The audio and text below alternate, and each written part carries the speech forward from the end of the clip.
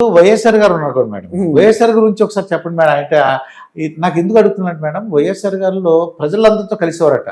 అవునండి. కొద్దిగా జగన్మోహన్ రెడ్డి గారికి దానికి వ్యతిరేకంగా ఉన్నారు. అంటే ఆయన అధికారం చీఫ్ మినిస్టర్ అయిన తర్వాత ఇక్కడ ఏంటంటే చీఫ్ మినిస్టర్ గా ఉండగా ప్రతి వాళ్ళతో కలిసేవారటండి. ఆయన చూడగానే వనజ, సాయి కుమారు, దుర్గా ప్రసాద్ అని పిలిచేవారట. అవును, అది నిజమే అండి. అంటే వైఎస్ రెండు రకాలండి. ఆయన ముఖ్యమంత్రిగానా మనిషిగా వ్యక్తిగా ఎట్లా అనేది నిజంగానే ఆయన చాలా మందితోటి చాలా కలివిడిగా ఉండేవాళ్ళు, దర్పం లేకుండా అట్లా ఉండేవాళ్ళు. ఆయన ముఖ్యమంత్రి అయిన తర్వాత కూడా అది కంటిన్యూ అయిందని విన్నాను. నేను వెళ్ళి కలవలేదు ఎప్పుడు. ముఖ్యమంత్రి అయిన తర్వాత ఏ రోజైతే ఎలక్షన్ అయిపోయిందో ఆ తర్వాత మళ్ళీ నేను కలవలేదండి. సో కాబట్టి కానీ చాలా ఆయనతో అంటే అప్పుడు ఒకవైపు చంద్రబాబు నాయుడు, ఒకవైపు వీళ్ళిద్దరి ధోరణి కంప్లీట్ గా డిఫరెంట్ అండి. ఆయన కొంత కార్పొరేట్ స్టైల్లో ఉండేవాడు, ఈయన కొంత బాగా ఒక ప్రజల మనిషి కింద ఉండేవాడు. ఆ తర్వాత కాలంలో నేను ఫీల్డ్ రిపోర్ట్స్ చేయటం మొదలు పెట్టాను చెప్పాను కదా. పొలిటికల్ రిపోర్టింగ్ ఇంక నాకు నచ్చలేదండి. 2004-05 నుంచి మీకు టీవీ 24 hours టీవీ వచ్చిన తర్వాత ఇంకా నాకు న్యూస్ వద్దనిపించింది. ఏం లేదండి, న్యూస్ ని పుష్ చేయటం తప్ప క్వాలిటీ లేదు, అందులో ఏమి లేదు. అప్పుడు నేను వద్దనుకుని నేను ఎనలిస్ట్ గాను ఇంటర్వ్యూర్ గాను మారిపోయాను. ప్లస్ ఫీల్డ్ రిపోర్ట్స్ చేయటం మొదలుపెట్టాను. మోస్ట్లీ బయట పత్రికలకు, ఇంగ్లీష్ పత్రికలకే రాయటం మొదలుపెట్టాను. సో బయటకు వెళ్ళినప్పుడు నాకు చాలా చోట్ల అర్థమైంది ఏంటంటే అండి, మారుమూల ప్రాంతాలకు కూడా ఆయన తెలిసాడు, వైఎస్ తెలిసాడు అప్పట్లో. అప్పుడు ఏమి ఇట్లా యూట్యూబ్స్ అవన్నీ లేవు కదండి, టీవీ కూడా లేని చోట వైఎస్ పేరు తెలుసు. అంటే కొంతమందికి అయితే ఇందిరాగాంధీ, ఎన్టీఆర్, వైఎస్ ఈ ముగ్గురే తెలుసు. మిగిలిన వాళ్ళు ఎవరు వచ్చిపోయారో కూడా తెలియదు, ఇంక్లూడింగ్ చంద్రబాబు ఎవరు తెలియదు. ముందు ఇందిరాగాంధీ తెలుసు వాళ్ళకి, తర్వాత ఎన్టీఆర్ తెలుసు, తర్వాత వైఎస్ తెలుసు. ఈ మధ్యలో అంటే ముగ్గురే, మధ్యలో ఎవరు వచ్చారు ఎవరు పోయారు అన్నది కూడా వాళ్ళకి తెలియని కూడా తెలియదు కొంతమందికి అండి. అంటే నేను చెప్పేది కొన్ని రిమోట్ ప్రాంతాల్లో అక్కడ దాకా కూడా వాళ్ళు రీచ్ అయ్యగలిగారు. ఇంద్రమ్మ అమ్మ అమ్మ అనేసి అమ్మ హస్తం అప్పుడు బాగా ఇష్టం అండి. అంటే వైఎస్ఆర్ ప్రజల మనిషి. కానీ జగన్మోహన్ రెడ్డి గారు చూస్తే ఆయన ఓడిపోయిన తర్వాత మాట్లాడాడు, మేడం మీ ఎందుకు ఓడిపోయినా నాకు తెలియట్లేదు అని అన్నారండి. మీరు విన్నారో లేదు? మాలగొండలో నాకు వెళ్ళి చెప్పాలనిపించింది, సార్ ఇదండి మీ నాన్నగారు అందరితో కలిసి ప్రజలకు దూరంగా ఉన్నారు అనిపించింది. మీరు అబ్జర్వ్ చేశారు మేడం? అంటే విన్నాను. కొంత కోటరీ కట్టుకుని అంటే వాళ్ళు ఏం చెప్తే అదే నిజం అనుకునే ఒక స్థితిలో ఉండటం. అంటే సరే, నేను విన్నది ఏంటంటే, నేను మాట్లాడినప్పుడు ఎందుకు అంటే నేను ఏవైతే ప్రామిసెస్ చేశానో అవి చేయడానికి ప్రయత్నం చేస్తున్నాను, ఇంకా కలవాల్సిన అవసరం ఏముంది అని ఆయన అనుకున్నాడు అని నేను విన్నాను. ఎంతవరకు నిజమో నాకు తెలియదు.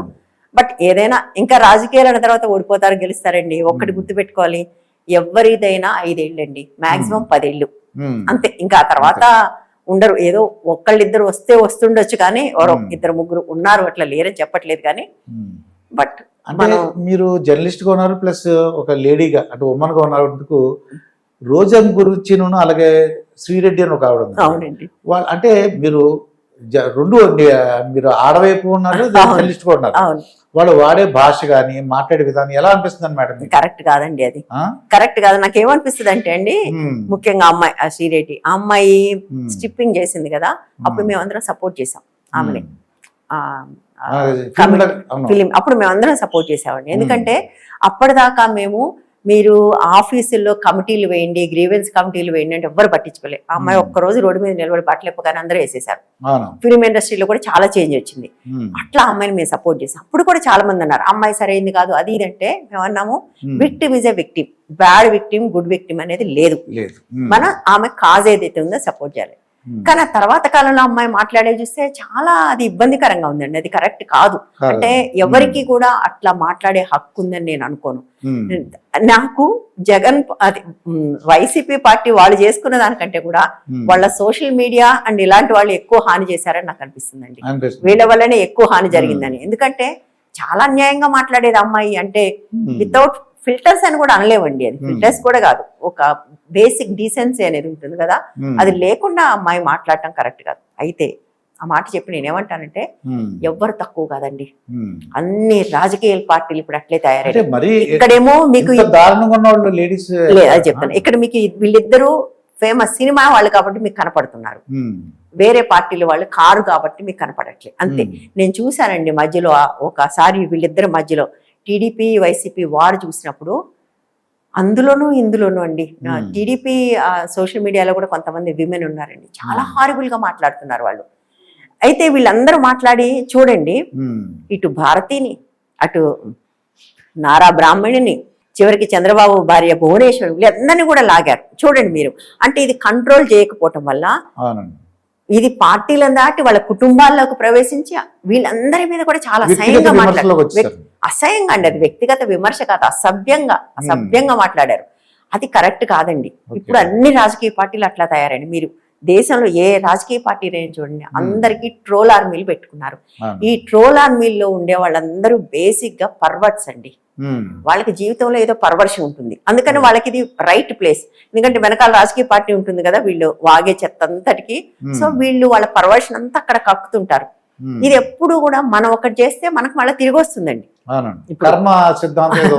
అంటే ఇప్పుడు ఈ పార్టీ ఇది ఎలా చేస్తే ఇంకో పార్టీ వీళ్ళ మీద చేస్తుంది. ఆంధ్రాలో జరిగింది అదే. రెండు పార్టీల వాళ్ళు ఒకళ్ళ మీద ఒకళ్ళు చాలా అసహ్యంగా మాట్లాడుతున్నారు. వీళ్ళిద్దరూ నోన్ ఫిగర్స్ కాబట్టి మనకు తెలుసు, కానీ బట్ ఇన్ జనరల్ గా సోషల్ మీడియా చాలా అసహ్యంగా బిహేవ్ చేస్తుంది. పార్టీలు ముఖ్యంగా పొలిటికల్ ట్రోల్ ఆర్మీలు చాలా చాలా అసహ్యంగా ఉన్నాయి. అందులో ఉన్న వాళ్ళందరూ కూడా మోస్ట్లీ పర్వర్ట్స్ అండి. ఇప్పుడు శ్రీరెడ్డి గారు వచ్చి క్షమించండి నేను తప్పుగా నిజంగా అంటే దాన్ని ఏమంటారు? అది రాజకీయ పార్టీలు వాళ్ళు చూసుకోవాలండి. ఇప్పుడు ఈ అమ్మాయిని జనరల్ గా అటువంటి వాళ్ళకి అది అసలు యాక్సెప్టబుల్ బిహేవియర్ అని నేను అనట్లేదండి, నేను అనుకోవట్లేదు. కానీ అరెస్ట్ అంటూ చేయాల్సి వస్తే, ఏదైనా చేయాల్సి వస్తే, చర్య తీసుకోవాల్సి వస్తే చాలా మంది మీద తీసుకోవాలి, అందరి మీద తీసుకోవాలి. ఎందుకంటే వీళ్ళు నోన్ కాబట్టి వీళ్ళని తీసుకుని వేరే వాళ్ళు కాదని వదలలేరు కదా. అందుకని తీసుకోరు కూడా చూడండి మీరు. ఎందుకంటే ఇది తీసుకుంటే ఇంకొకళ్ళు అవతల ఇంకొకళ్ళు ఉన్నారు కదా, అది. సో ఇందులో ఒకళ్ళు ఎక్కువ ఒకళ్ళు తక్కువ నేను అనుకోవట్లేదు. బహుశా డిగ్రీస్ ఏమైనా తేడా ఉండొచ్చు, ఒకళ్ళు ఒక డిగ్రీ ఎక్కువ ఒక్కొక్కళ్ళు ఒక డిగ్రీ తక్కువ ఉండుంటారని అనుకుంటున్నా.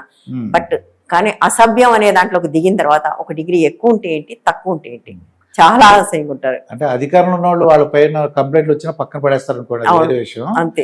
ఇక రోజీ మేడం మీకు ఏమనిపిస్తుంది మేడం? ఆవిడ మాట్లాడే విధానం, మీరు మగవాళ్ళు అయితే రండి దమ్ము అలా మాట విన్నారు కదా. I don't like the way she talks అండి.